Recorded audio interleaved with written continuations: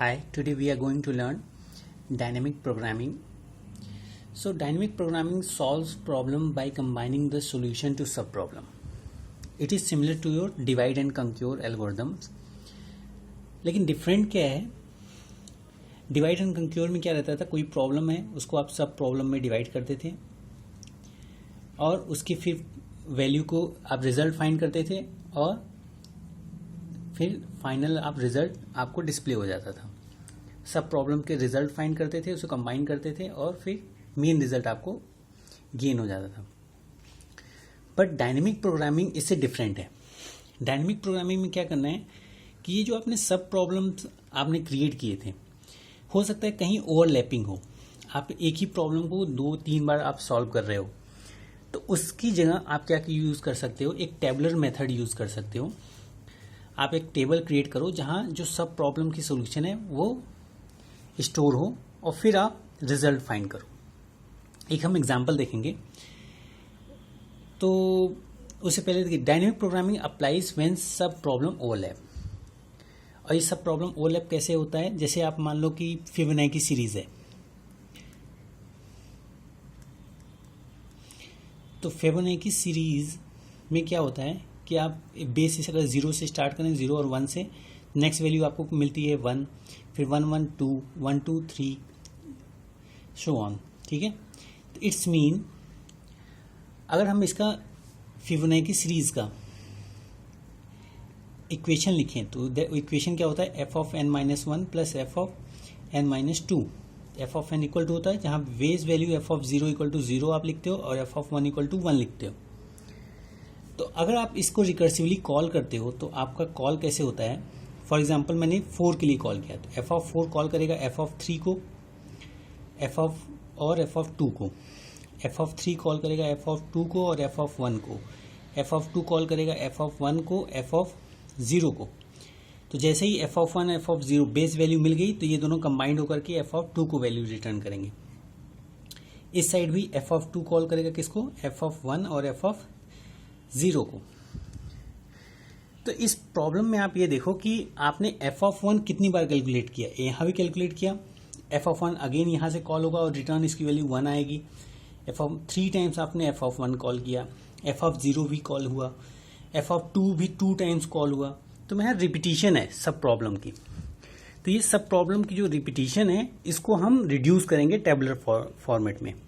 हम इसकी वैल्यू कहीं डिक्शनरी में स्टोर कर लेंगे और हम इसको कॉल करने के बजाय डायरेक्ट उस वैल्यू को उससे रिप्लेस कर देंगे. तो ये कैसे होगा,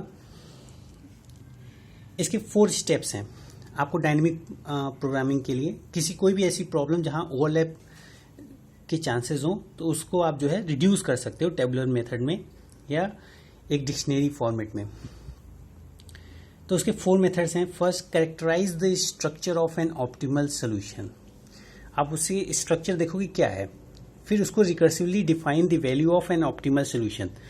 फिर उसको रिकर्सिवली, जैसे ये है, हम इसका एक रिकर्सिवली एक सोल्यूशन फाइंड करेंगे. उसको हम एग्जांपल लेते हैं. ये फिबोनाची सीरीज है.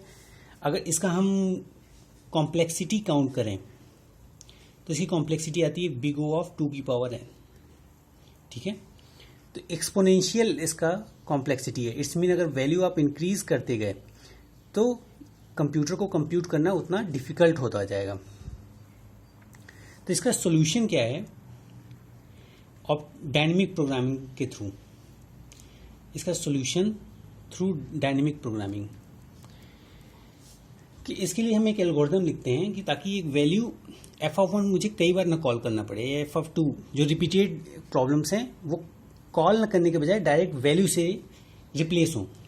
तो उसके लिए हम एक एरे डिजाइन करेंगे m, जिसकी इंडेक्सिंग आपने दे रखी है, क्योंकि 0 1 2 3, ठीक है, 4 के लिए हमने एग्जांपल लिया था. आप एक एरे ले लो और इसमें जब आपको पता है m ऑफ 0 इक्वल टू 0 और m ऑफ 1 इक्वल टू 1, तो ये 2 वैल्यू आपको पता है. अब आपको m ऑफ 2 फाइंड करना है, मतलब ये, तो ये दोनों ऐड होकर के m ऑफ 2 देंगे. ठीक है. तो इसके लिए हम एल्गोरिदम डायनेमिक प्रोग्रामिंग की लिखते हैं।